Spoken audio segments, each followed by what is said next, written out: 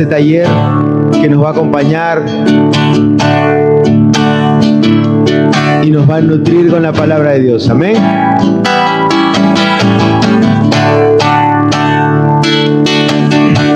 Junto a ti, María, como un niño quiero estar.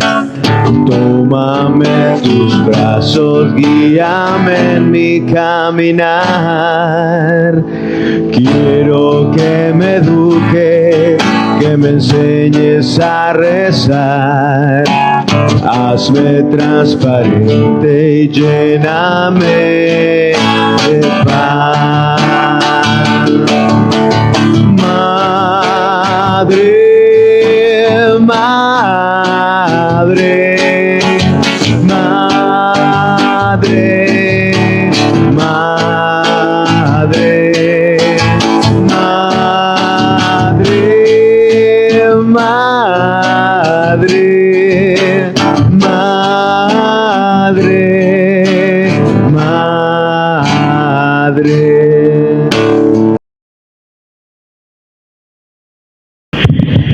Evangelio según San Mateo, capítulo 12, versículos del 22 al 32.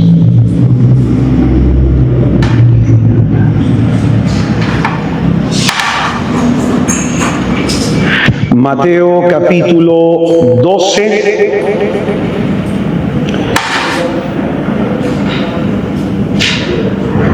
versículos del 22 al 32.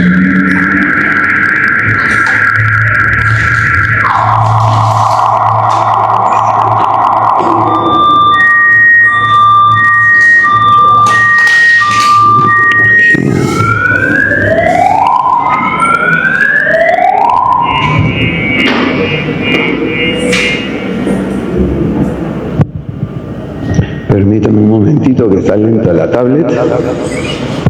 No me carga un documento.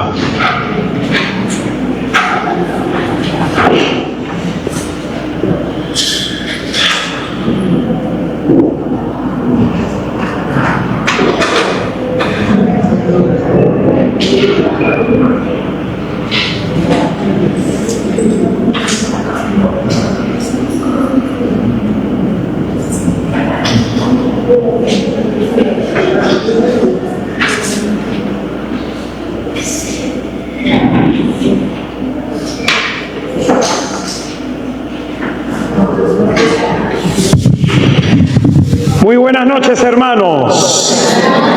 Muy buenas noches, hermanos. Paz y bien. Sean todos y cada uno de ustedes muy bienvenidos a este encuentro con Jesús a través de este taller de liberación titulado Líbranos del mal.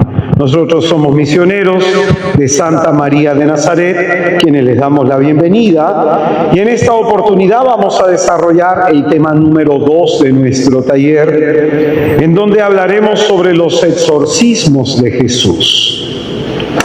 Y vamos a iluminar esta reflexión desde el capítulo 12 de Mateo, versículos del 22 al 35.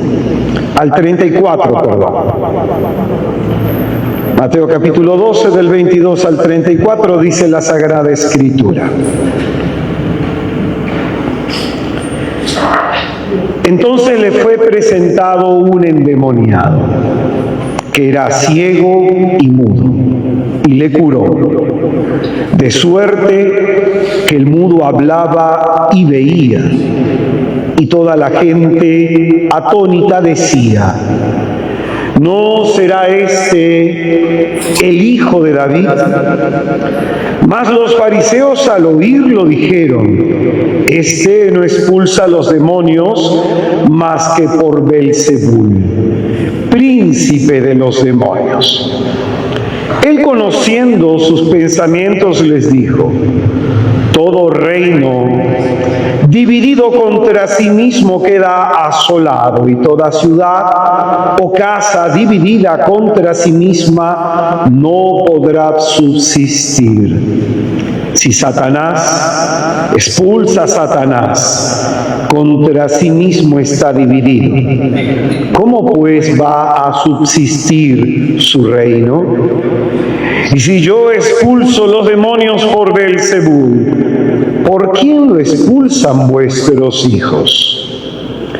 Por eso ellos serán vuestros jueces. Pero si por el Espíritu de Dios expulso yo los demonios, es que ha llegado a vosotros el reino de Dios. ¿O cómo puede uno entrar en la casa del fuerte y saquear su ajuar si no ata primero al fuerte? Entonces podrá saquear su casa. El que no está conmigo está contra mí. El que no recoge conmigo desparrama. Por eso os digo, todo pecado y blasfemia se perdonará a los hombres, pero la blasfemia contra el Espíritu no se perdonará. Y al que diga una palabra en contra del Hijo del Hombre se le perdonará. Pero el que la diga contra el Espíritu Santo no se le perdonará, ni en este mundo ni en el otro. Es palabra del Señor.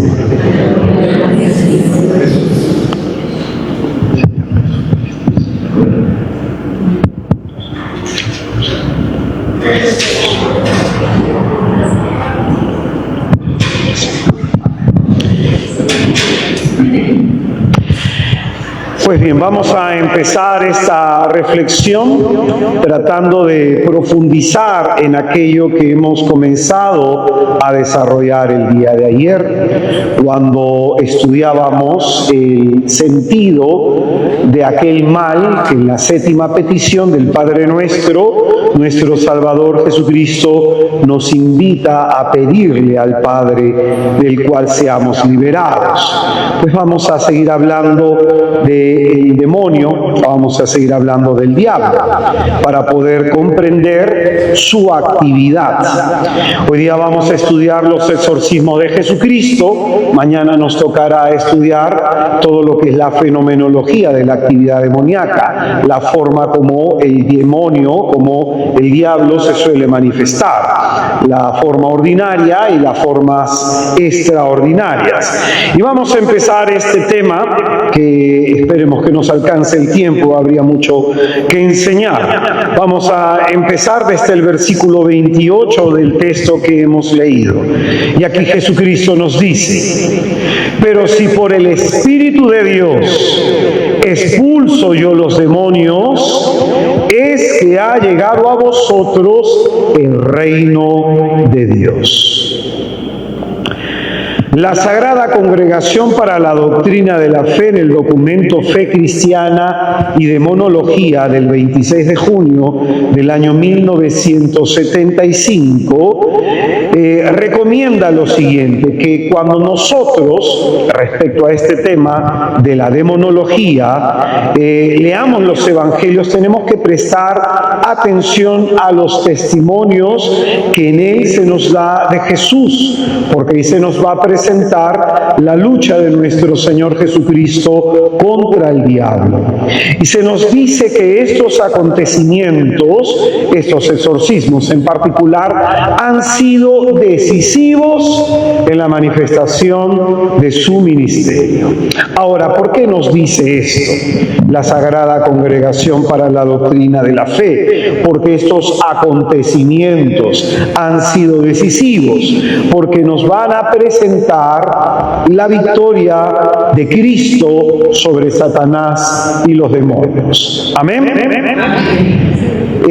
San Juan el Evangelista, posteriormente a la ascensión del Señor, va a hacer una lectura de todos los acontecimientos que vivió como discípulo y que vivió como apóstol. Va a hacer una lectura teológica de los exorcismos, específicamente de Jesús, y dirá en primera de Juan capítulo 3 versículo 8 que el Hijo de Dios se manifestó para deshacer las obras del diablo. A su vez, el apóstol Pedro también va a hacer una lectura de todos los acontecimientos vividos al lado de Cristo, y en Hechos de los Apóstoles, capítulo 10, versículo 38, dirá lo siguiente: que Jesús de Nazaret, ungido con el Espíritu Santo y con el poder de Dios, se pasó haciendo el bien y curando a todos los oprimidos por el diablo. Amén. Entonces, cuando nosotros contemplamos específicamente los exorcismos en los evangelios, estamos contemplando la victoria de Cristo sobre Satanás y los demonios. Es en ese sentido que los tres evangelios sinópticos nos dan un testimonio valiosísimo. Atención, escucha que esto es muy importante. En el momento que Jesucristo comienza a manifestarse públicamente, hay una intensa actividad extraordinaria del demonio. Cuando el Señor nos va a narrar de pronto en los resúmenes de su actividad mesiánica en Marcos 1, 32 al 34 y en Marcos 3, del 10 al 13, se nos va a narrar que traían a la presencia de Cristo no solamente a los enfermos físicos, sino a muchas personas endemoniadas, va a decir a muchas personas de pronto que se veían afectadas por los espíritus inmundos. Y aquí viene la cuestión: ¿por qué cuando Cristo se manifiesta hay una actividad intensa, extraordinaria del demonio? Es importante hacernos esa pregunta, que tiene que ver con el ministerio del Señor.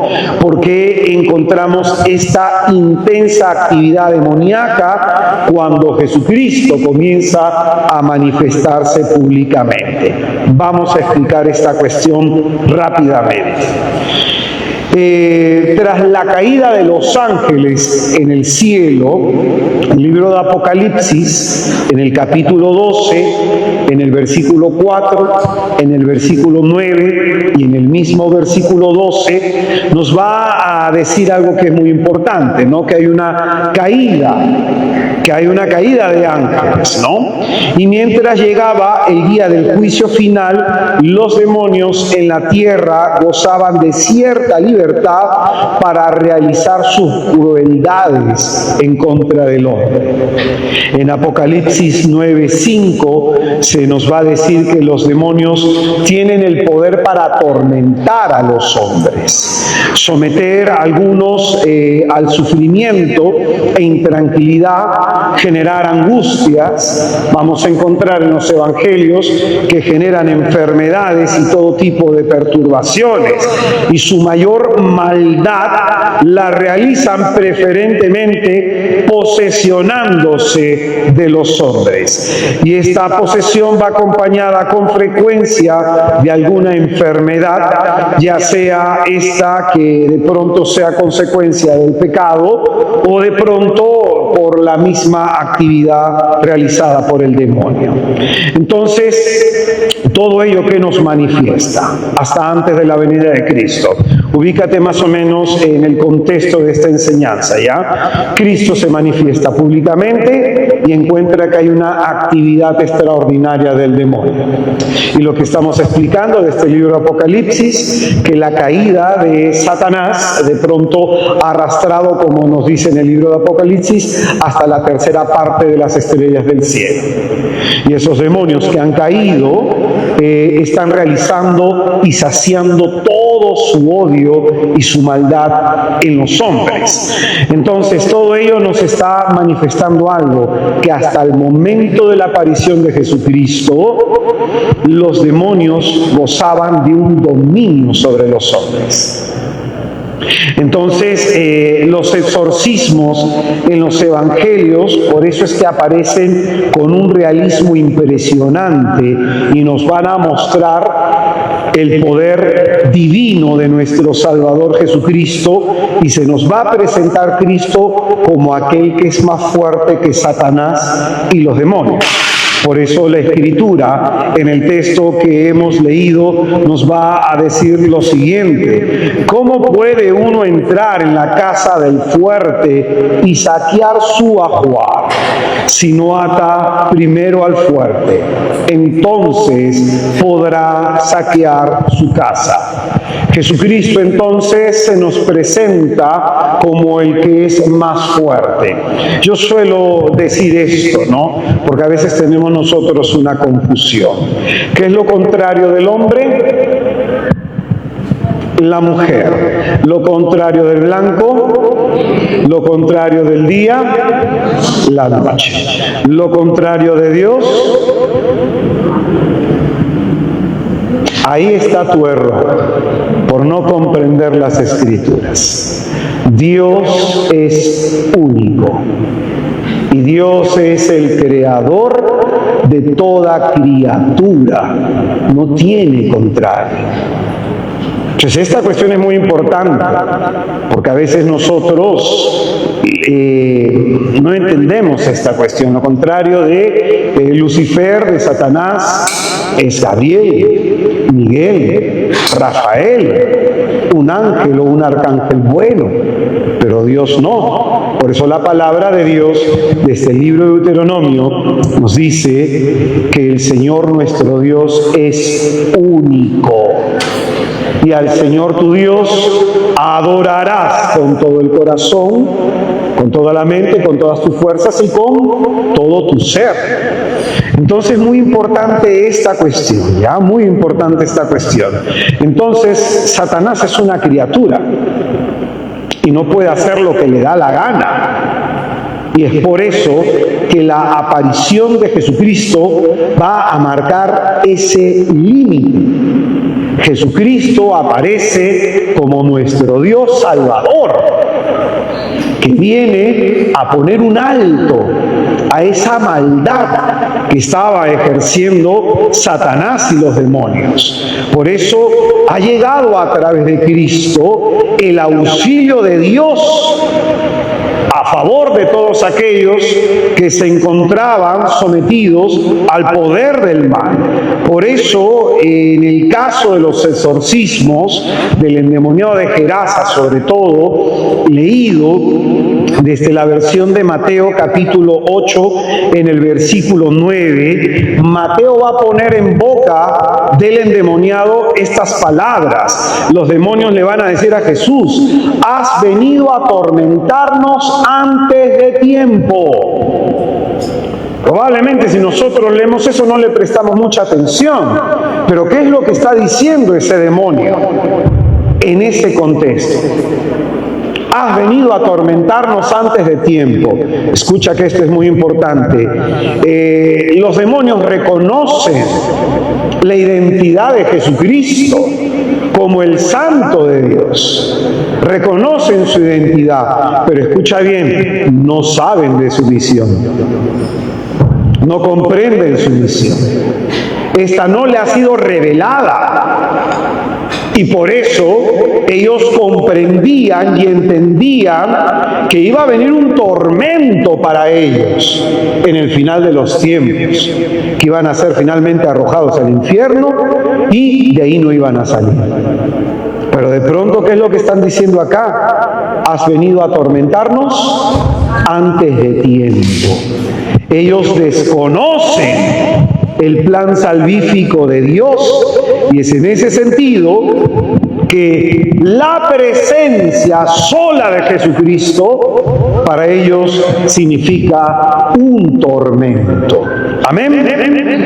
Entonces, con esto quisiera afirmar y enfatizar lo que Jesucristo va a decir en Juan 8:36. Si el Hijo de Dios nos hace libres, nosotros seremos verdaderamente libres. Solamente Jesucristo puede darnos la libertad que nos hace falta. Porque también el Señor dirá que el que peca se hace esclavo del pecado.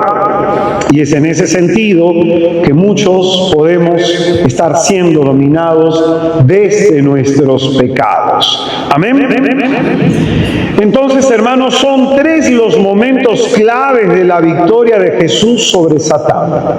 El primer momento es en las tentaciones del desierto. Inmediatamente después del bautizo en el Jordán, nuestro Salvador Jesucristo es conducido por el Espíritu Santo para ser tentado por el diablo. Y escucha bien que esto es muy importante. La tentación que experimenta Jesucristo no es la tentación que experimentamos tú y yo. Porque nosotros experimentamos la tentación a partir de nuestra naturaleza herida por el pecado originante. Jesucristo no tiene esto. Gracias al nacimiento de la Inmaculada Concepción. Entonces, nuestro Señor Jesucristo en el desierto no es tentado como nosotros, que somos tentados desde adentro. Jesucristo es tentado desde afuera. Experimenta lo que se conoce y enseñaremos el día de mañana como tentación diabólica o tentación demoníaca. Es una tentación ad extra, no como la nuestra. Nosotros enseñábamos el día de ayer que podemos ser tentados por tres fuentes. ¿Cuáles son? Mundo, demonio y carne, los tres enemigos del alma. Entonces, Jesucristo en el desierto se vuelve solidario con el género humano. Se vuelve solidario. Y ahí en donde el hombre es vencido, el Señor se vuelve vencedor, para que a través de la gracia que por su mediación se nos otorga, podamos nosotros también resistir a las acechanzas del demonio. Por eso la participación de los sacramentos, la comunión y la sacramento de la penitencia nos da la gracia para resistir a las acechanzas del diablo. Como dirá el apóstol San Pablo en la primera carta a los Corintios, no habéis recibido tentación mayor a la medida humana. Llegada la tentación, el Señor les dará el medio para que resistan con éxito. Resistan con éxito. Entonces, este es el primer lugar en donde es vencido el diablo, en el desierto, en donde finalmente, desde el Evangelio de Mateo, Satanás es vencido con estas palabras: al Señor tu Dios adorarás y solamente Él darás culto. Y después de eso, el diablo, dice la Escritura, le dejó. El segundo momento donde vence Jesucristo a Satanás es a través de los milagros, la realización de los milagros, llámese curaciones, llámese exorcismos, portentos sobre la naturaleza, etc. Entonces los milagros y de manera particular los exorcismos muestran la victoria de Cristo sobre Satanás. Amén. Por eso vamos a estudiar hoy estos exorcismos. Esperemos que nos alcance el tiempo. La cruz va a ser el otro momento en donde Cristo va a vencer a Satanás. Todo el drama de la pasión de Jesús, y a mí me parece interesante, no todos los exorcistas escriben, y hay algunos exorcistas que son muy aleccionadores sus escritos, ¿no? Por eso siempre es muy importante leer en el librito del exorcista que tenga el nil ostam, es decir, el permiso de un obispo para para la distribución de ese libro. ¿Y esto por qué te lo digo? Porque la Asociación Internacional de Exorcistas justamente ha sacado un comunicado de que el libro de un exorcista bastante conocido español, no voy a decir el nombre, de pronto tiene errores. Y uno de los errores es el tema que te señalaba el día de ayer sobre la herejía de las maldiciones intergeneracionales, producto de los pecados de los ancestros. Entonces, ese libro de este exorcista, que actualmente es muy conocido y se está viendo mucho en redes sociales, tiene este error. Tiene este error, entre otros errores, ¿no? Como por ejemplo decir que los niños que han muerto abortados van a poseer de alguna manera a las personas en las sesiones de exorcismo. Entonces decir esas cuestiones es doctrina no católica. Es doctrina no católica, por eso es importante saber a quién se lee. En mi caso, yo he leído un exorcista italiano muy bueno, Raúl Salvucci, me parece muy bueno, es un exorcista que Dios lo utiliza mucho en el área de lo que son maleficios, ¿ya? Y este exorcista en particular me parece interesantísimo porque él presenta su libro desde el drama de la pasión de Jesús, en donde según el Evangelio de Lucas, el Señor va a decir, esta es la hora del poder de las tinieblas. Entonces, todo el drama de la pasión, escucha que es importante, es conducido por el diablo.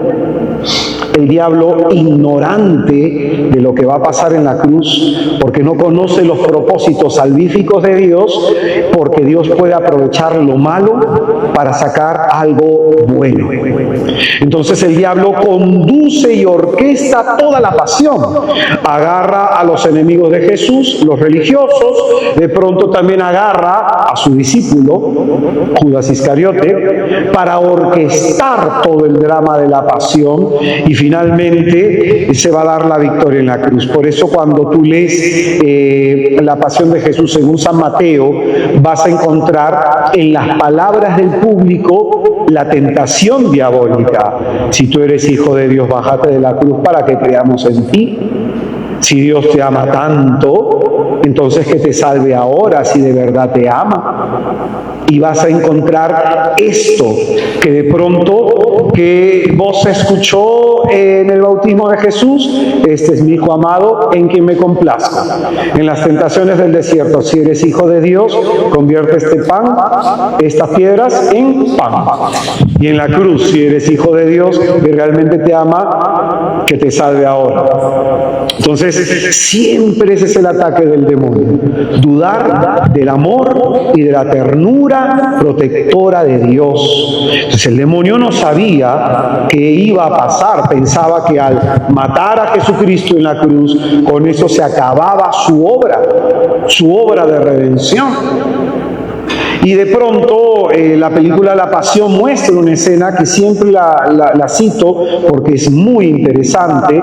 Entre paréntesis, hermano, ayer hablaba de las películas de exorcismo en donde no hay la victoria del exorcista, por lo tanto no hay la victoria de Dios. Hay una película muy buena, Nefarius, ¿ya? Esta película te va a mostrar cómo se da el proceso de la posesión y te va a mostrar la victoria de Dios. La victoria de Dios. Entonces, muy interesante esa película, entre todas es la única que recomiendo, Nefarius. Actualmente hay una película que se está haciendo también, o que me parece que ya ha sido hecha, sobre exorcistas, pero mostrando la realidad de los exorcismos. Cierro paréntesis, volvemos a la película de la Pasión de Jesús. Cuando Cristo muere en la cruz, hay una escena en donde aparece el diablo gritando en una tierra seca. Pues bien, ese es el momento de desesperación del demonio que no sabía lo que iba a pasar con la muerte de Jesús. Como Dios verdadero, desciende al infierno para predicarle la buena nueva a todos los cautivos por el demonio. Hasta antes de Cristo los cielos estaban cerrados. Entonces, ¿a dónde se fue Moisés? ¿A dónde se fue David? ¿A dónde se fueron los santos profetas y todos los hombres justos que murieron antes de Cristo? Los cielos estaban cerrados. Acuérdate, Génesis capítulo 3. Entonces Jesucristo, va a decir el apóstol Pedro, que predica la buena nueva, y es en ese momento que abre los cielos. Y ahí entiende Satanás el plan de Dios. Entonces, ese es el otro momento decisivo de la victoria de Jesucristo. Por eso, sus exorcismos son claves para entender el propósito de su ministerio mesiánico. Jesucristo, apropiándose de la profecía de Isaías 61:1, que luego va a leer en la sinagoga de Nazaret, el Señor en Lucas 4:18 dirá: el Espíritu del Señor sobre mí, porque me ha ungido para anunciar a los pobres la buena nueva. Me ha enviado a proclamar, escucha bien, la liberación de los cautivos, devolver la vista a los ciegos y dar libertad a los oprimidos. Y esto es lo que va a hacer Jesucristo en cada exorcismo. Por ejemplo, en el Evangelio de Marcos, capítulo 1, en el versículo del versículo 21 al 28, se nos va a presentar un primer exorcismo. El exorcismo del endemoniado de Cafarnaúm. Y inmediatamente nos va a decir la Escritura lo siguiente. Vamos a buscarlo. Marcos 1, del 21 al 28, dice la Escritura: llegando a Cafarnaúm, al llegar el sábado entró en la sinagoga y se puso a enseñar, y quedaban asombrados de su doctrina, porque les enseñaba como quien tiene autoridad y no como los escribas. Había precisamente en su sinagoga un hombre poseído por un espíritu inmundo, que se puso a gritar: ¿qué tenemos nosotros contigo, Jesús de Nazaret? ¿Has venido a destruirnos? Sé quién eres tú, el Santo de Dios. Jesús entonces le conminó diciendo: cállate y sal de él. Y agitándole violentamente el espíritu inmundo, dio un fuerte grito y salió de él. Todos quedaron pasmados de tal manera que se preguntaban unos a otros: ¿qué es esto? Una nueva doctrina expuesta con autoridad manda a los espíritus inmundos y les obedecen. Bien pronto su fama se extendió por todas partes en toda la región de Galilea. Yo acá lo tengo que leer rápido. Voy a tratar de enseñar 7 exorcismos, si me alcanza el tiempo, pero acá voy a leer rápido y va a llegar uno en donde voy a juntar varios elementos que vas a encontrar como común denominador en todos los exorcismos. Lo primero que hay que decir de este exorcismo del endemoniado de Cafarnaúm es que desde el comienzo de su ministerio Jesús exorciza a los demonios. Entonces, este es el primer signo que acredita que Él es el Mesías, que Él es el Salvador. Amén. Y con esto, con los exorcismos y con este primer exorcismo, Jesucristo inaugura su victoria sobre el reino de las tinieblas. Por eso el demonio que poseía a este hombre dice: ¿qué tenemos nosotros contigo, Jesús de Nazaret? ¿Has venido a destruirnos? Entonces Jesucristo, a través de los exorcismos, destruye el reino de las tinieblas y destruye el poder que el demonio estaba ejerciendo hasta ese momento en los hombres. Amén. Vamos con otro exorcismo que es tremendamente aleccionador, y es un exorcismo que se utiliza mucho para enseñar a los exorcistas, ¿no? La Ateneo Regina Apostolorum, que es el instituto que forma a los exorcistas en Roma. Yo he tenido la bendición y con el permiso de la Arquidiócesis de Lima de formarme como laico. Los exorcistas solo pueden ser sacerdotes. Los laicos pueden ser auxiliares de exorcismo. Entonces hay algunos que participan en los exorcismos auxiliando al exorcista, y hay otros que de pronto, por una cuestión de estudio, el tema de la demonología, tenemos el permiso de formarnos en esa área. Y ese permiso no te lo das tú, tienes que pedir permiso al obispo del lugar, en mi caso al obispo de Lima, ¿no? En los momentos que me ha tocado ir a formarme, tanto en Asunción, Paraguay, como en San José de Costa Rica. Entonces, este relato del endemoniado epiléptico que encontramos en Marcos capítulo 9, versículo del 14 al 29, es tremendamente aleccionador. ¿Ya? Hay un libro de René de Laurenti que se llama Diablo, Símbolo o Realidad, muy bueno, que entrevista a más de 80 exorcistas, y va a ser un libro más o menos que es así, unos 300 páginas, muy, pero muy interesante. Le va a dar mucho hincapié a este exorcismo, porque es muy aleccionador. Entonces, te lo resumo para explicar algunas notas rápidamente. Es ese pasaje que de pronto tú lo has escuchado, que es un niño que sufre de epilepsia y el demonio le echa al agua y le echa al fuego.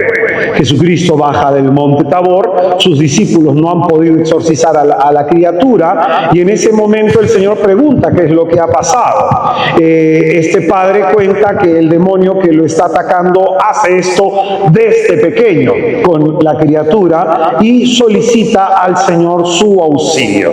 Pues bien, hay mucho que aprender de este exorcismo, porque este exorcismo, este segundo exorcismo que estamos enseñando, aparece como un caso polarizado.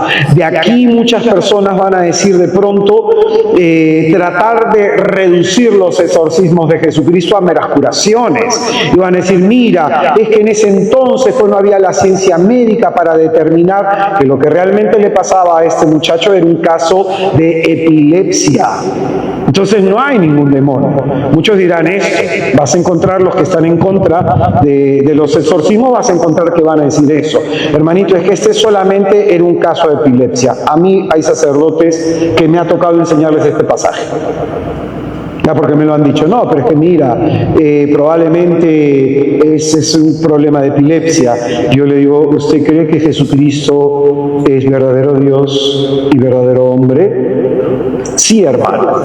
Entonces, ¿usted cree que Jesús no sabe distinguir una enfermedad de una posesión diabólica? Y el sacerdote se quedaba callado. El problema es que tú estás viendo a Jesús como hombre, no como Dios. Por eso fíjate, muchas veces tenemos ciertos grados de errores en el estudio de las Escrituras. Entonces, este exorcismo aparece de esta forma, polarizados, ¿no? Algunos afirman que es un cuadro clínico y es suficiente para hablar de un cuadro de epilepsia. Algunos afirman que el Evangelio confunde la posesión con la enfermedad física, ya que en la mentalidad de la época no se tienen en cuenta estos cuadros clínicos gracias a lo que es la psicología y lo que es la psiquiatría. Sin embargo, en contra de este argumento hay que decir que hay otros rasgos que son extraños a la enfermedad de la epilepsia. Primer rasgo, el mutismo que tiene el niño cuando se presenta ante Jesús. Un mutismo selectivo. Segundo indicio, los impulsos suicidas que le hacen tirarse al agua y al fuego para acabar con su vida. Eso no hace un epiléptico. Tercer caso o tercera cuestión, las reacciones del niño cuando es presentado ante Cristo. ¿Qué pasa? Responde con las características propias de una persona posesa cuando se le saca el Santísimo Sacramento. Echa espumarajos, comienza a rebotar su cuerpo, tiene manifestaciones visibles de una actividad del demonio. Entonces, en el versículo 20, por ejemplo, se nos va a decir que hay gritos, se nos va a decir que hay convulsiones que sobrevienen como una reacción del demonio ante la presencia santísima de Jesús. Amén. Entonces, esto de pronto un exorcista te va a decir que esto es lo más ordinario que le pasa a las personas que son endemoniadas, ¿no? Algunos posesos reaccionan así ante el Santísimo. Entonces, muy importante ante esto decir lo siguiente, que a veces, escucha que esto es muy importante, coincide la enfermedad y la posesión. A veces coincide la enfermedad y la posesión. Y se vuelven identificables. Es como que el demonio, escucha bien, se esconde detrás de la enfermedad de la persona. Se esconde detrás de la enfermedad de la persona, ¿no? Por eso la enfermedad, la epilepsia, no excluye que la persona sea posesa en este pasaje. Entonces, el demonio muchas veces va a utilizar las predisposiciones naturales del sujeto, es decir, ataca desde el punto débil de la persona. Si la persona tiene una enfermedad física o la persona tiene una enfermedad psicológica o psiquiátrica, va a aprovechar el mal físico y va a aprovechar el mal psicológico o psiquiátrico para perturbar, para exacerbar incluso a la enfermedad. Por eso es importante discernir el contexto espiritual y la ambigüedad de los diagnósticos. Por ejemplo, hay personas que a veces el medicamento no hace efecto. ¿Por qué? Hay que discernir eso. Ha habido de pronto un mal diagnóstico, no se han hecho los procedimientos clínicos necesarios para diagnosticar psicológicamente, psiquiátricamente a la persona o de pronto fisiológicamente a la persona. Esto es lo que hay que discernir. Muchas veces incluso algunas personas, después de una experiencia de liberación, la medicación comienza a hacer efecto. No se suprime la medicación, sino que de pronto se ora por la persona, tiene una experiencia de liberación y el medicamento comienza a hacer efecto. Entonces, ojo, hermanito, yo tengo tal enfermedad, hermanito, hay que discernir. Ya hay que discernir. Por eso el tema de mañana, en donde vamos a discernir las manifestaciones del demonio y sobre todo por qué puertas entra. ¿Por qué puertas entra? Y ojo, que más importante que preocuparnos en que nos hagan un exorcismo es hacernos ahí en ese cuartito una muy buena confesión. Una muy buena confesión. A mí me ha tocado caso, por ejemplo, de una mujer con una depresión de 7 años y cuando comencé a hablar con ella, en 5 minutos, hermanito, me di cuenta que seguía con un resentimiento profundo hacia su marido y no lo aceptaba. Entonces comencé a hacerle preguntas y salió a la luz que tenía sentimientos de venganza. Ayer que te decía de San Agustín, que la peor de todas las tentaciones que dice San Agustín es que guardes resentimiento en tu corazón. Y que el resentimiento, el odio, la ira y la venganza te pudra por dentro. O sea, es porque ahí Dios no puede actuar, porque tú no has perdonado. Entonces tus oraciones no llegan a la presencia de Dios. Por eso te retiró de esa nación. Así que vayan tomando nota. Entonces hay que discernir, porque a veces los remedios son nulos, porque fallan, hay que discernir todos esos casos. Entonces, un exorcista, recuerdo que en Paraguay tuve la bendición de escuchar al exorcista de Panamá. Hay países que no tienen exorcista, por si acaso, en un congreso que se dio pues de formación en lo que es la demonología, ¿no? Lo que es la oración de liberación y lo que es el exorcismo. En Costa Rica, por ejemplo, se hizo ese congreso porque no había exorcista en Costa Rica. ¿Ya? Cuando nombraron al exorcista de Panamá, por ejemplo, tuve la bendición de conversar con él y él decía, ¿no?, en su testimonio, que a él le daba miedo hacer exorcismos. Pero su obispo le dio ese encargo. y por eso tuvo que formarse. Entonces fíjate todo lo que hay detrás de esta realidad que a veces se desconoce en la iglesia.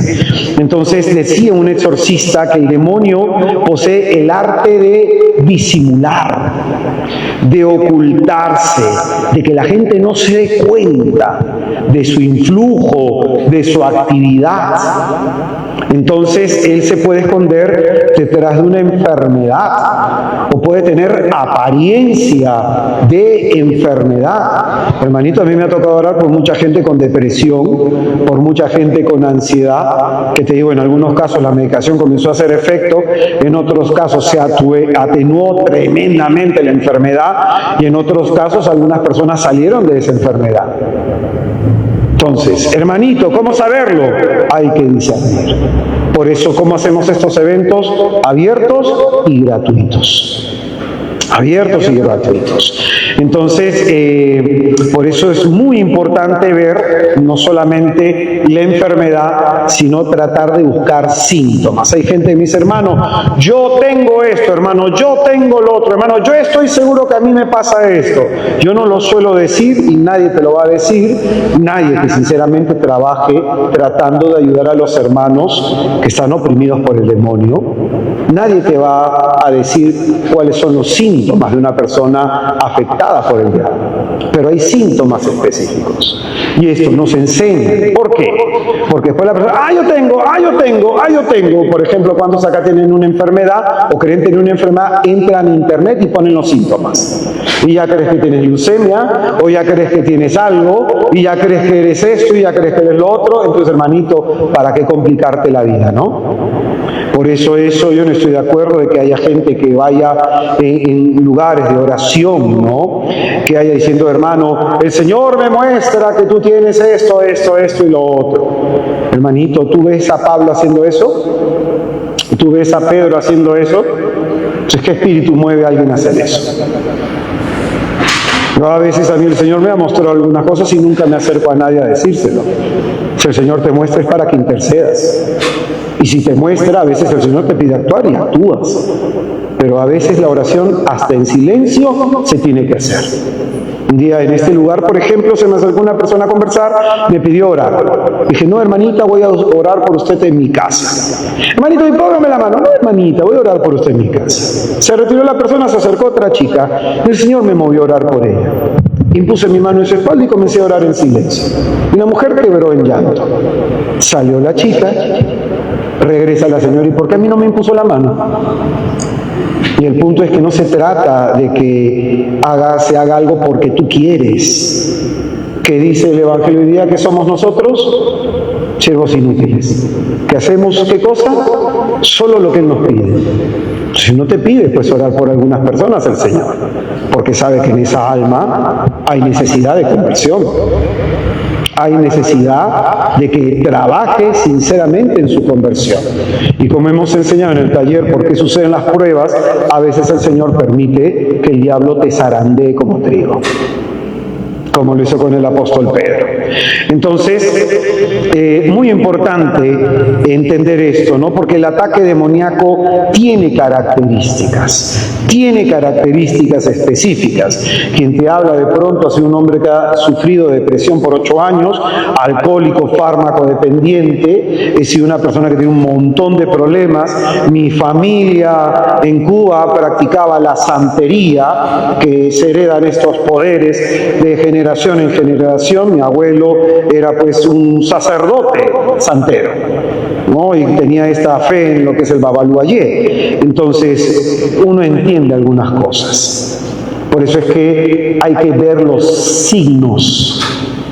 Hay que ver los signos y los síntomas, ¿no? Algunos dicen, hermano, me han echado una maldición, pero en realidad esta persona lo que tiene que hacer es convertirse, cambiar su vida, ¿no? Hacer al diablo completamente culpable de la ruina de nuestra vida, de la ruina del matrimonio, de la ruina del hijo, de la ruina de nuestra vida, es no querer asumir nuestra responsabilidad y las decisiones malas que hemos tomado a lo largo de nuestra vida. Entonces, muchos esperan que las cosas cambien con una oración, hermanito, y las cosas a veces no cambian con una oración. Conozco casos en los que se ha orado por años por personas personas y su vida no cambia. Y la persona vuelve al mismo estado. Una vez y otra vez y otra vez. Y escucha que esto es importante y no es por meterte miedo, pero es para que entiendas. Cuando hay personas que han participado en el ocultismo, que lo enseñaré el día de mañana, el diablo entra para nunca más salir. Ojo con eso, ¿no? Entra para nunca más salir, ¿no? Hay una persona que acompaño espiritualmente, una hermanita que ha estado metida en Colombia en temas de brujería, de santería, para de pronto abrir el tercer ojo, el tema del despertar del kundalí. Hay muchas personas que entran en ese tipo de cosas. Y esta persona tiene vejaciones, tiene obsesiones, ha tenido situaciones terribles y de pronto ese acompañamiento tiene como intención dirigirla a una sincera conversión. Ojo con eso. El acompañamiento se hace para dirigir a una persona a una sincera conversión, porque dirá el Señor a través del profeta Isaías que la liberación viene por la sincera conversión. Entonces, muy importante esa cuestión.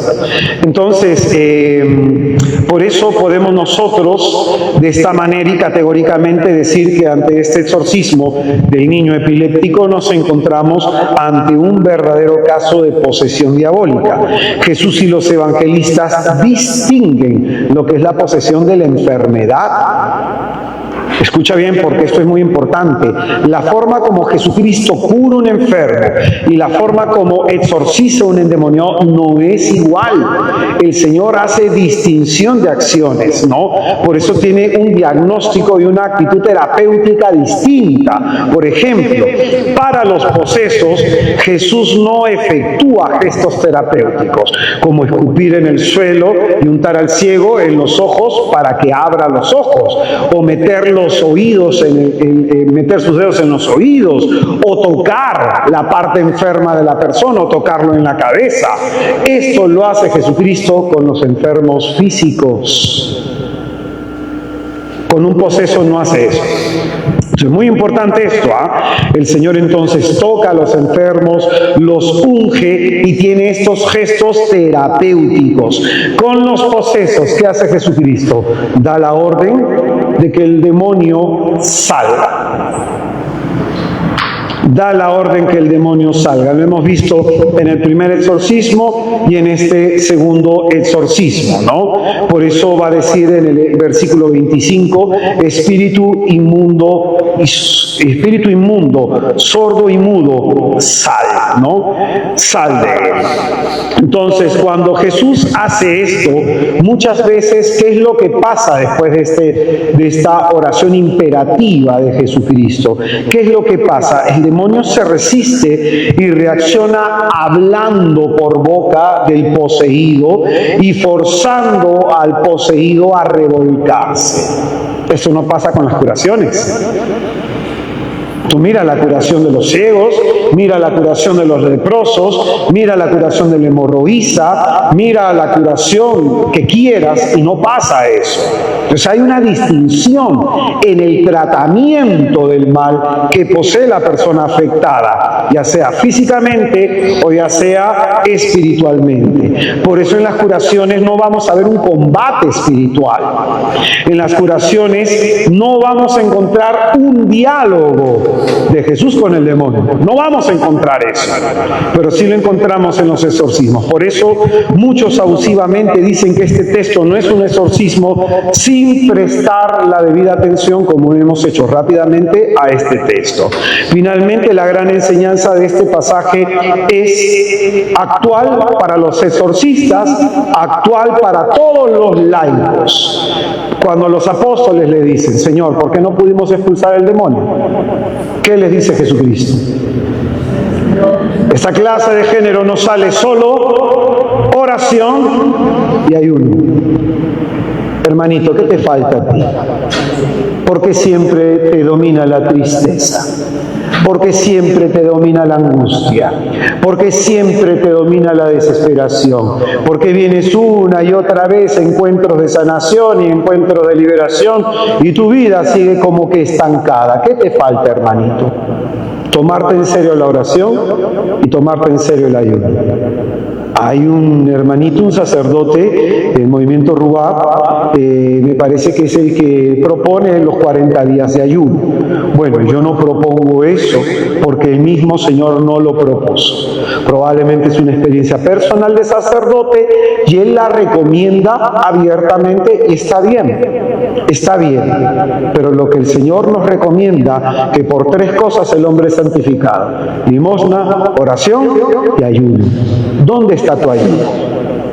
Uno debe ayunar principalmente los viernes, día de la pasión de Jesús. El ayuno no es solamente dejar de comer. El ayuno dejas de comer por penitencia y pidiéndole a Dios tu conversión. Porque la conversión es un don. Le pides a Dios a través del ayuno tu conversión. Segundo, ese día tiene que ser un día de más oración. De más oración. El ayuno consiste en dejar de comer comida, ya sea el desayuno, el almuerzo y la cena. Si tu hermano eres joven, no tienes enfermedades, deja de comer. Normalmente a veces yo me voy una vez al año a ciertos lugares de retiro, a hacer mi retiro personal, me voy unos 3-4 días y en esos 3-4 días no como, solo bebo agua. No te vas a morir, hermanito. Yo no me he muerto, no te mueres tú. No te vas a morir. Hermano, que acá, que ya no puedo. Hermanito, 4 días, 3 días. No solo de pan vive el hombre vive todo lo que sale a la boca de Dios. Yo un día le tuve a un monje, me quedé en un convento, y el monje me decía: ¿qué no vas a comer? No. Me lo encontraba: ¿qué no vas a comer? Y el 4.º día: ¿qué no vas a comer? Yo le dije: hermano, a mí me llama la atención que usted, siendo monje, me pregunte a mí por qué hay una penitencia tan extensa. Usted debería hacer las más extensas que yo, porque yo soy laico. Entonces ni más me volvió a preguntar, Y cuando me pusieron en el cuaderno, ¿no?, de recomendaciones por la casa de retiro, por el convento, yo puse: no solo de pan vive el hombre vive de todo lo que sale de la boca de Dios. Y lo puse grandote en toda una hoja, ¿no?, y se lo entregué. Pero, hermanito, lamentablemente tenemos poca costumbre de ayunar. Si estás tomando pastilla, pan y agua, pues. El pan es para que no te haga gastritis. Pero es que, hermano, le puede echar mantequilla, como tú quieras, hermano. Su jamonadita, como tú quieras. Yo, cuando he sido responsable de comunidad, todos el día del ayuno me decían: hermano, ¿puedo tomarme un jugo? Hermano, y si me tomo un yogur, hermano, haz lo que tú creas conveniente. Haz lo que tú quieras conveniente, es tu relación con Dios. Si tu ofrenda hacia Dios es pobre, no te olvides, porque la ofrenda de Caín no cayó bien a los ojos de Dios. No te olvides, ¿no? Entonces, nosotros, aquí se nos muestra en el Evangelio, en Marcos 9, en el versículo último, en el 29. Esta clase con nada puede ser arrojado, sino con la oración, y en otros textos dirá el ayuno. Amén. Entonces, hermano, vamos al tercer exorcismo. Me gana el tiempo. Si alguien tiene alguna consulta o duda, al final se las absuelvo todas, si es que está en mi posibilidad hacerlo. Pero me gana el tiempo. El tercer exorcismo a meditar, el exorcismo de la niña cananea. Muy interesante este pasaje, se relata en 2 el mismo episodio, en Mateo 15, 21 y en Marcos 7, del 24 al 30. Tiene este exorcismo rasgos muy significativos. Escucha bien, porque es una liberación a la distancia. Una madre, de pronto, de una región de Sirofenicia, la mujer de una región cananea, se acerca a Jesucristo Cristo a pedirle por su hija que está enferma, y de pronto Jesucristo, por las acciones de la mujer, va a exorcizar a la niña a la distancia. Muy aleccionador este pasaje, porque aquí nos muestra que la liberación se puede realizar aún estando la persona presente en el lugar. Qué importante es tu intercesión por tus familiares. Qué importante es tu oración por tus familiares. Entonces se nos muestra en este milagro la primera cuestión, que se exige la fe de la madre para la realización del milagro. ¿Cuántos padres tienen fe de que Cristo puede salvar a sus hijos? Y que constantemente le presentan como Santa Mónica sus ruegos y sus plegarias a Jesucristo. Y es la fe de la madre el medio por el cual Jesús va a exorcizar a la niña, ¿no? Un día recuerdo que se me presentó una madre, me contó el drama que tenía con su hija, y justo se me había presentado otra madre contándome el drama de su hijo, y sobre todo de una madre en Suiza, ya estaba en Zurich, y esta madre me decía: mi hijo tiene depresión 7 años. Específicamente en Suiza es un lugar en donde se promueve el suicidio asistido, la eutanasia. Y muchas personas con depresión tanto tiempo se terminan suicidando. Este era el terror de la madre. Y cuando se acercó conmigo, yo abrí mi Biblia y le leí ese pasaje, de cómo la intercesión y el acercarse de esa madre a Jesús finalmente liberó a su hija. Y le dije: vamos a orar de la misma manera. Hicimos oración. A los 2 años que volví a esta zona de misión, a Zurich, me encontré con la madre. Me dijo: hermanito, mi hijo está saliendo de la depresión. Y a partir de ese momento de la oración, que la madre creyó, que la madre tuvo fe, siempre pidió al Señor, pero ese momento fue decisivo. Por eso es muy importante que cuando uno visita un enfermo o va a orar por alguien, primero predicarle el Evangelio para que la persona tenga fe. Entonces, parece de pronto este pasaje para algunas personas poco instructivo, porque acá se presenta una objeción, ¿no?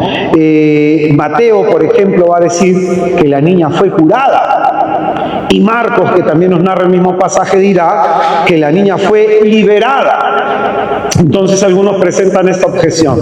Y a veces hasta entre los mismos evangelistas no se ponen de acuerdo. Mateo dice que la niña fue curada a la distancia y Marcos dice que la niña fue exorcizada a la distancia. ¿A quién le hacemos caso? Mira, cualquiera que te estudia la Biblia, sobre todo los que te hacen este cuestionamiento, se supone que han estudiado teología, ¿no? Uno sabe que los evangelios no se contradicen, sino que se complementan, porque los evangelios tienen sobre todo principalmente una presentación teológica desde la visión del evangelista. No son hechos que apenas lo hizo Jesucristo, comenzaron a escribirlo. Así no funcionó. El Evangelio de Mateo, por ejemplo, se recibe por lo menos 10 años después de la ascensión del Señor, y de ahí viene Mateo y de ahí viene Lucas. Entonces, ¿qué nos enseña? Si yo leo este milagro o este exorcismo, en Mateo es una curación, y si lo leo en Marcos es un exorcismo. ¿A qué le presto atención? Entonces, aquí entendemos lo siguiente, que el bien que va a realizar Jesucristo sobre la niña, la hija de esta madre, se puede especificar de la siguiente manera: es una curación que necesitó la liberación. ¿Qué enseña esto? Que la enfermedad de la niña era causada por un demonio. No tenía una causa biológica, porque el demonio también puede hacer eso, causar la enfermedad para esconderse detrás de ella. Amén. Vamos con otro exorcismo, me gana el tiempo. El energúmeno de los cerdos, ¿no? O más conocido como el endemoniado de Gerasa. Es un texto bastante aleccionador que está en Marcos capítulo 5, versículo del 1 al 20. También está en Mateo 8, versículo del 28 28 al 34, en Lucas 8, versículos del 26 al 39. Conocido también como el exorcismo del endemoniado de Gerasa. Ese hombre que cuando se encuentra con Jesucristo, Jesús le pregunta ¿cuál es tu nombre? ¿Y qué responde él? Mi nombre es Legión, ¿no? Es un exorcismo conocido y muy significativo. Se le describe como un hombre peligroso que tiene que ser encadenado y que rompe sus cadenas, hecho que normalmente ocurre con los exorcistas. A veces las personas posesas tienen una fuerza descomunal, por eso normalmente en los exorcismos tienen que participar hombres para agarrar, también mujeres, para cuidar de los movimientos que puede hacer si es una mujer, ¿no? Hay que cuidar eso, tienen que participar médicos, tiene que participar un psicólogo, un psiquiatra también. Entonces, no es normalmente el exorcista solo orando, a veces el exorcista tiene otros auxiliares, hermanos que pueden tener carismas, ¿no? Pero lo importante, escucha, el discernimiento, si es posesión, solo lo hace el exorcista. Ojo con eso, no lo puede hacer un laico. Por más instrucción, por más preparación, solo puede diagnosticar el exorcista, ¿ya? A él, por el ministerio que ha recibido de parte del obispo, se le va a dar una gracia para poder ejercer este discernimiento. Entonces, de pronto, el demonio va a hablar por boca del poseso, a quien va a utilizar como un instrumento, ¿no? El demonio que habita en una persona puede mover el cuerpo de un poseso, ¿no?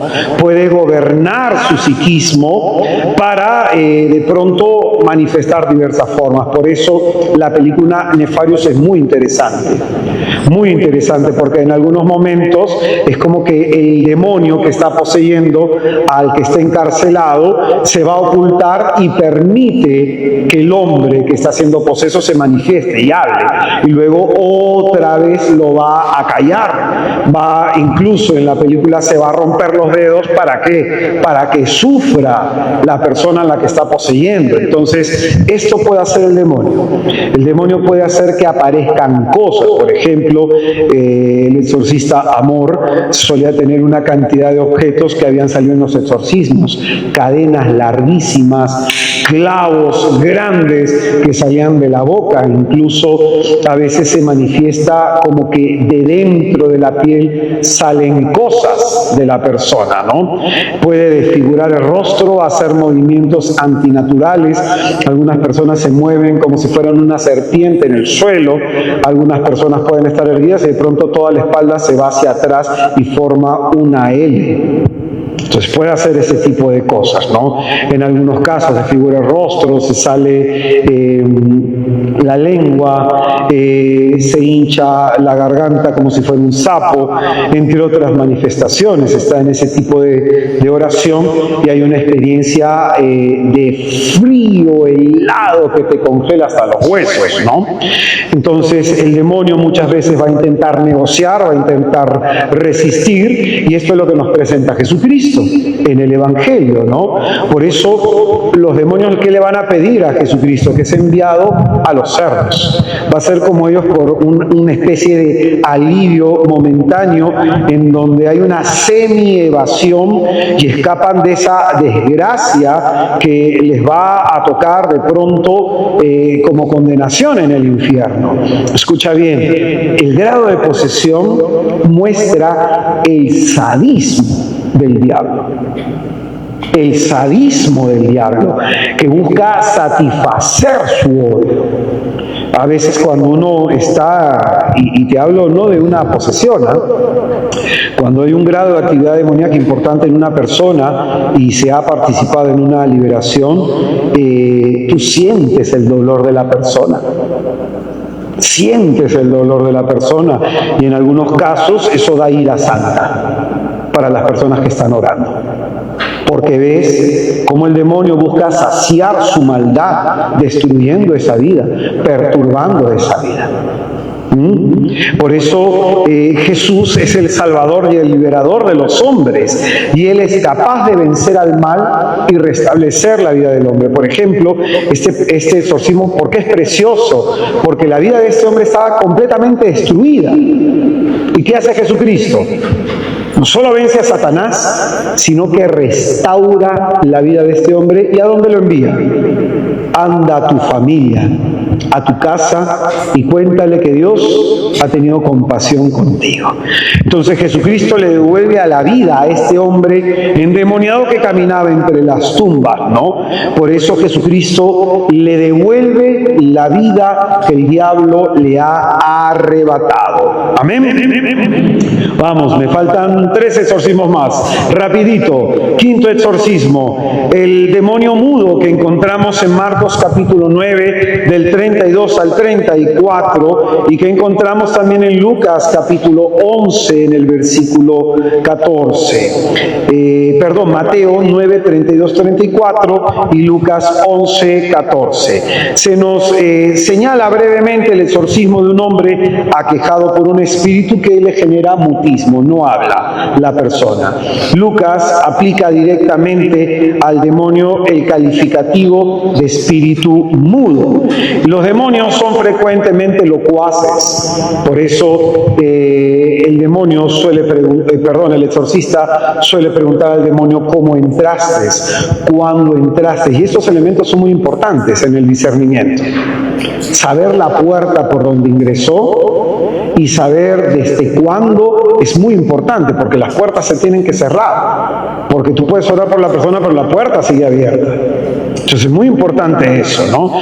Los demonios suelen hablar mucho cuando el exorcista los exhorta. Entonces hay demonios que cuando empiezan las oraciones exorcísticas, de pronto ponen a la persona como en un trance. La persona cierra los ojos, comienza a tener movimientos y ciertos temblores, ¿no? Algunas personas tienen miradas de odio, ¿no? Tú ves como que si se ocultara algo detrás del ojo de la persona. Hay una mirada de odio ahí, y uno percibe que hay odio en esa persona, ¿no? Algunos permanecen callados y algunos tienen de pronto expresión de gritos y alaridos, ¿no? Entonces, este es el 5º exorcismo. El 6º exorcismo, la mujer encorvada de Lucas 13:13. La mujer encorvada de Lucas 13:13. Algunos dudan de que este pasaje en particular sea un exorcismo. Lucas relaciona la condición de esta mujer a un espíritu. Curiosamente, Lucas, ¿cuál es su profesión?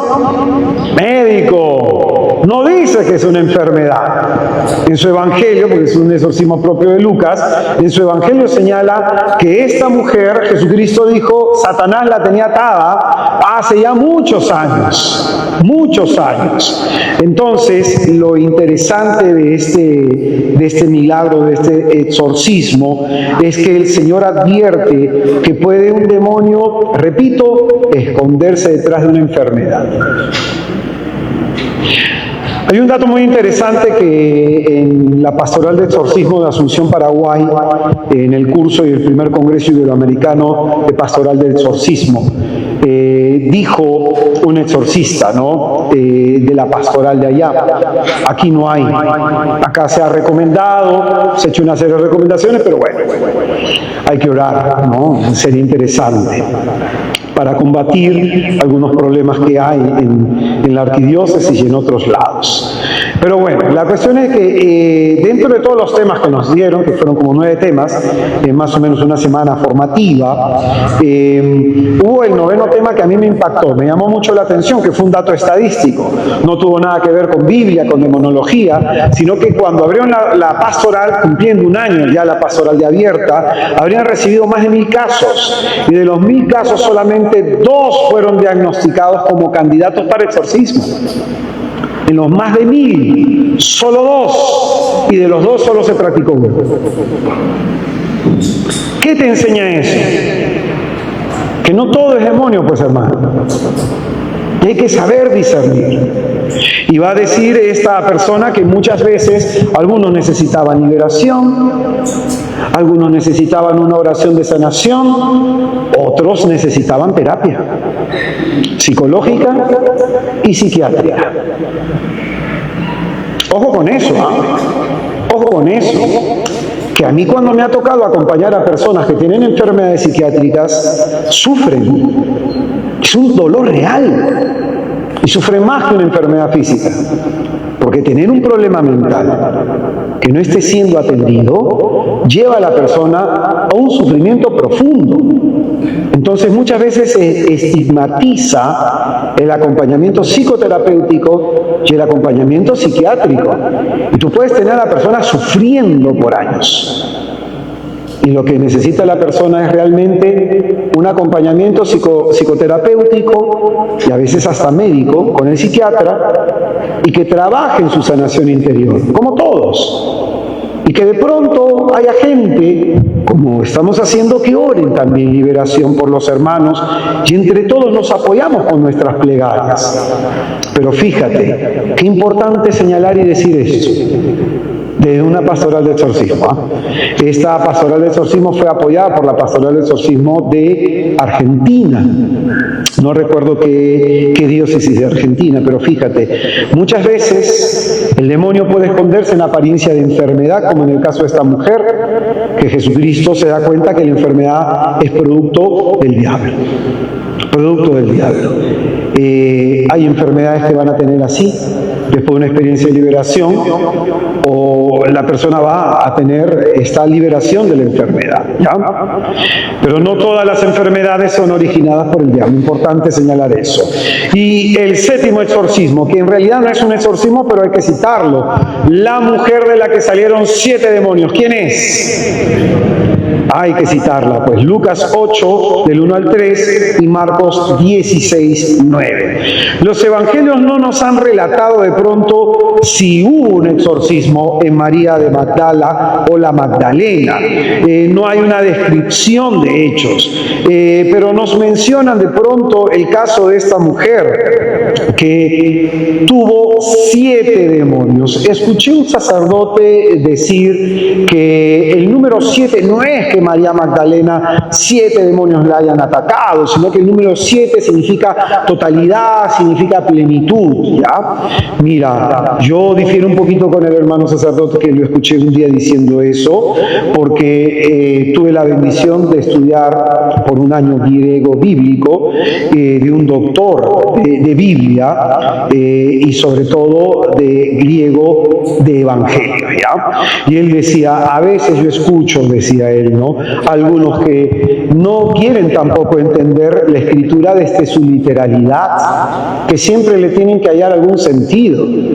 Y por ejemplo, justo tocábamos este punto, que si el Evangelio dice, tuvo 7 demonios, no solamente estamos hablando de un número 7 como hablando de la totalidad en símbolo numérico, sino que efectivamente 7 demonios atormentaron la vida de esta mujer. Y esto es importante de considerar por lo siguiente, ¿no? Que su liberación la llevó muy lejos en la fe. Una mujer con una vida arruinada por el diablo, de pronto esa mujer mencionada que está a los pies de Cristo en el Calvario, va a ser la primera que está en el sepulcro y la primera que es testigo de la resurrección de Cristo, porque va a ser la apóstol de los apóstoles. Entonces, ojo que esto es muy importante. Entonces, ¿qué nos muestra esto? Que el poder restaurador, liberador de Cristo puede restaurar la vida de una persona aunque haya sido completamente arruinada por el demonio, ¿no? Este pasaje de María de Magdala nos muestra de pronto el efecto del poder de un exorcismo, el efecto del poder de alguien que ha sido liberado de las potencias diabólicas, que de pronto esta persona, liberada, ¿qué va a hacer esta persona? Entregarse completamente para seguir a Jesucristo. Hermano, ¿por qué tú no te entregas completamente? ¿Por qué tú no te abandonas completamente ante el Señor? ¿Por qué? ¿Qué es lo que está faltando? ¿Qué es lo que está pasando en tu vida? Yo en lo personal, hermanito, yo en lo personal te hablo de como persona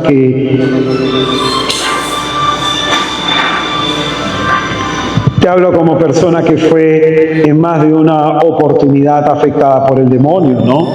El Señor, por gracia y por su misericordia, me ha permitido ver lo que a mí me afectaba. En los cuadros depresivos, en los cuadros de ansiedad. El Señor me ha permitido ver todas las veces que me ha liberado. Si te contara, hermano, solamente mis experiencias de mi liberación personal, en todo mi proceso de conversión. Las veces, hermano, que en un convento, hermanita, apague ese teléfono, por favor. Las veces que en un convento he estado orando por eso y todo ese tipo de experiencias, de pronto, hermanito, muestra lo mismo que la Magdalena. La Magdalena nos muestra esto, que el poder liberador de Jesucristo puede restaurar a la persona para que ésta se entregue a Jesús. Amén. Vamos a ponernos en pie para hacer oración.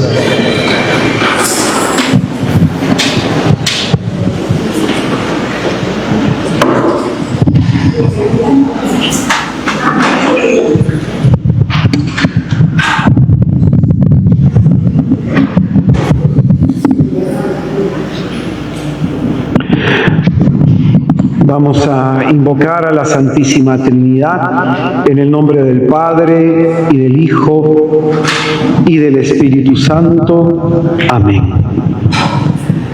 Cierra un momento tus ojos, hermano, y vamos a pensar y a pedir en esta oración su intercesión a María Magdalena, Santa de la Iglesia Católica. Probablemente nosotros, como ella, experimentamos el dominio de Satanás en las distintas áreas de nuestra vida.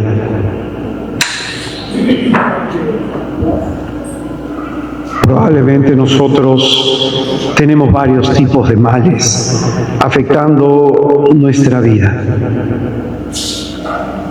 Vamos a pedirle a Jesús con humildad, inspirados por los relatos de los exorcismos. Vamos a pedirle a Jesús la gracia que nos enseña en el Padre Nuestro. Líbranos, Señor, del mal.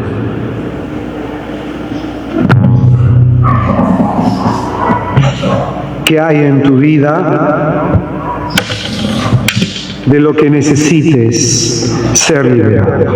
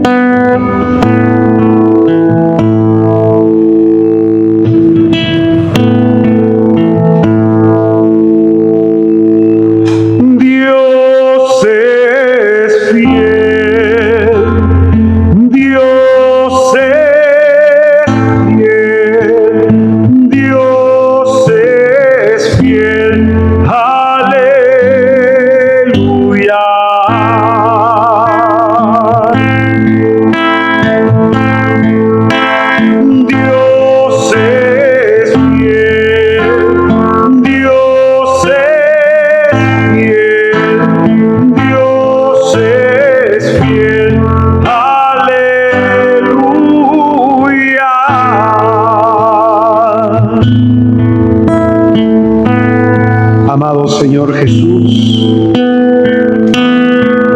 queremos pedirte en esta noche la gracia de ser liberados de todo mal.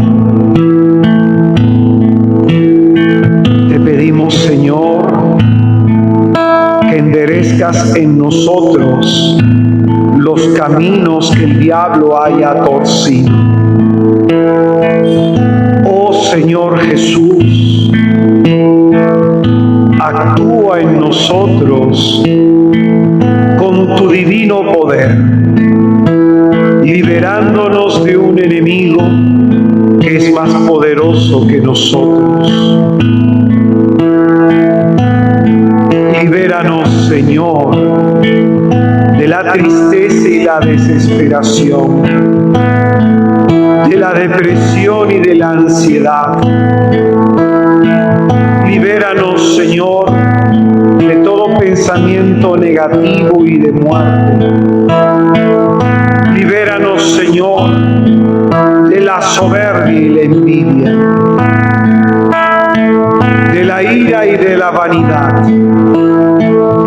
de la lujuria y de la gula, de la pereza y del hartazgo. Libéranos, oh Señor, de la mentira, del pecado que nos esclaviza. Libéranos, Señor, de toda forma de mal que, aunque no entendamos, esté operando en nuestra vida. Libéranos, Señor, de la enfermedad del cuerpo y de la mente. Libéranos, Señor, de todo espíritu de inconversión, de rebelión, de desobediencia, de todo aquello que obceca nuestra mente. Libéranos, Señor, de la mentira del diablo, de la confusión, del engaño y del error. Oh, amado Jesús, tu palabra nos dice: si tú nos haces libres, nosotros seremos verdaderamente libres.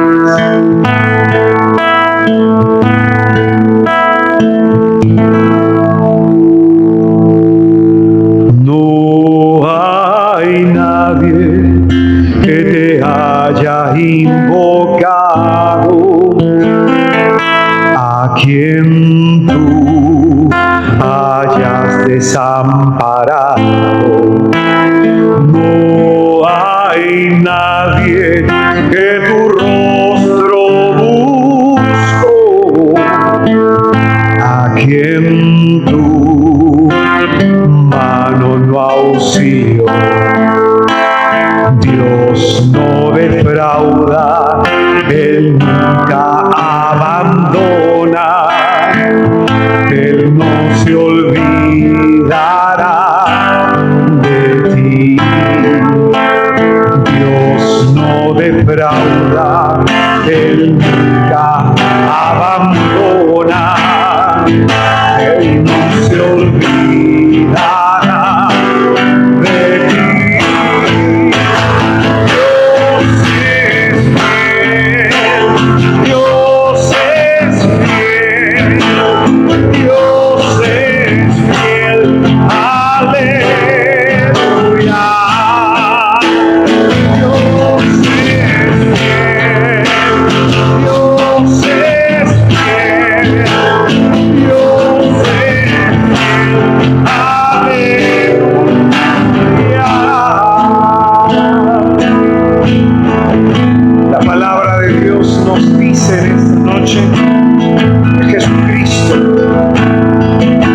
Pasó haciendo el bien, curando a los enfermos y liberando a todos aquellos que eran oprimidos por el diablo. Porque el Hijo de Dios se manifestó a los hombres para deshacer las obras del diablo. Por eso te pedimos, Señor Jesús, que con tu divino poder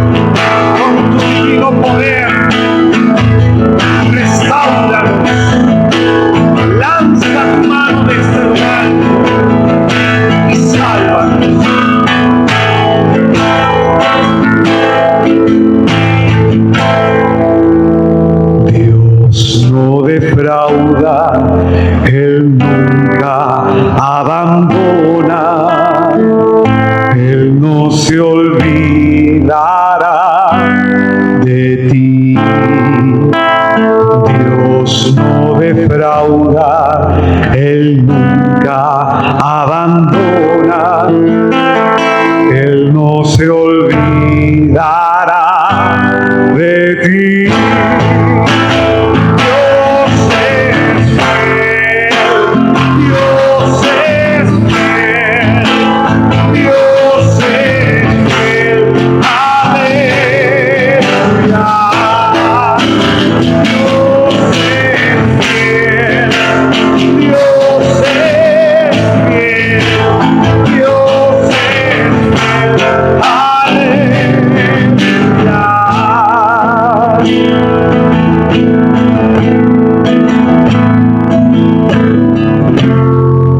Del maligno enemigo, libéranos, Señor Jesús. De las insidias del demonio, libéranos, Señor Jesús. De toda forma de mal, libéranos, Señor Jesús. Del pecado, libéranos, Señor Jesús. De la tristeza y de la desesperación, libéranos, Señor Jesús. De la incredulidad, libéranos, Señor Jesús. En lo más hondo de tu corazón, haz tu oración, hermano. ¿De qué quieres que te libere el Señor? Pídele, libérame, Señor Jesús, de mis miedos. Libérame, Señor Jesús, de mis dudas.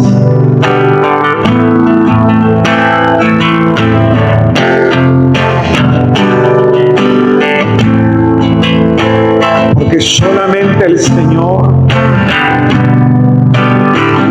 puede enderezar los caminos que el diablo ha torcido en nosotros.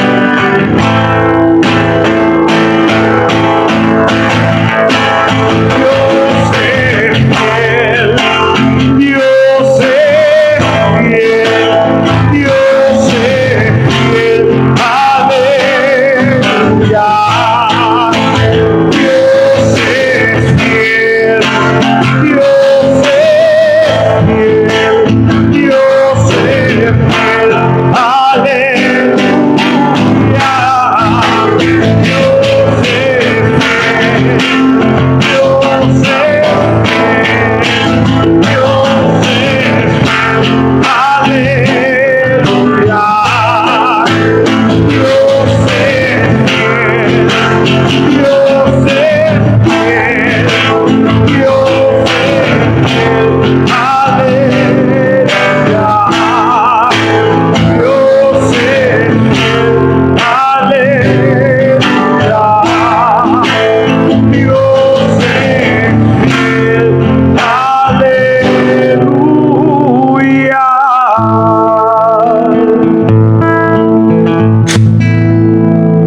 Amado Señor, te damos gracias por escuchar nuestra plegaria. Gracias por estos momentos de aprendizaje y de oración, porque hoy nos queda claro que solo de ti, Señor, proviene la liberación, la salvación y la restauración. Dios te salve María.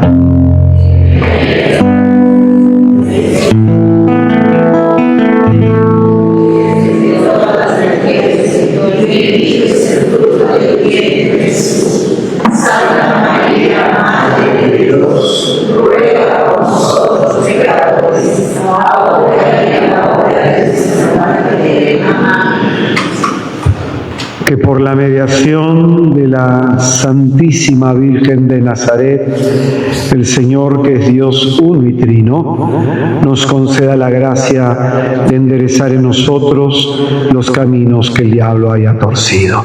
Ave María Purísima. En el nombre del Padre, del Hijo y del Espíritu Santo, vamos a darle un fortísimo aplauso a Jesucristo.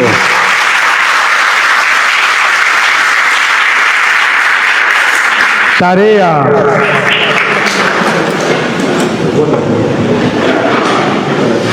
Hermanito, vamos a orar con el capítulo 9 de Marcos, versículos del 14 al 29, y de memoria sobre todo el versículo 29, y vamos a meditar en aquello, tomen asiento, vamos a meditar en aquello que dice Jesucristo, que a veces nos falta, ¿qué cosa? Orar y ayunar, orar y ayunar. Hermanitos, nosotros tenemos retiro de sanación. 13 y 14 de diciembre, el retiro se llama Cerrando las heridas del alma. Ahí vamos a trabajar en esas heridas de la infancia que nos impiden vivir plenamente la vida de adultos. Siempre la sanación interior tiene que ver y ayuda en nuestra conversión. Vamos a tocar las 5 heridas emocionales y vamos a hacer el abordaje de estas 5 heridas emocionales y vamos a desarrollar pues lo que es el ministerio de sanación de nuestro Señor Jesucristo para los hermanos que deseen asistir.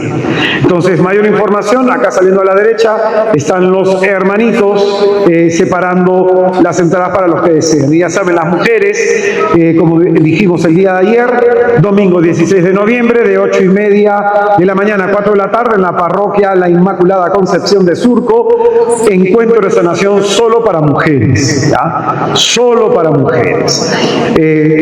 Jóvenes, ancianas, adultas, solo para mujeres, es gratuito. Cualquier cosita, también los hermanos tienen los volantitos para los que desean, las mujeres que desean asistir. La parroquia es La Inmaculada Concepción.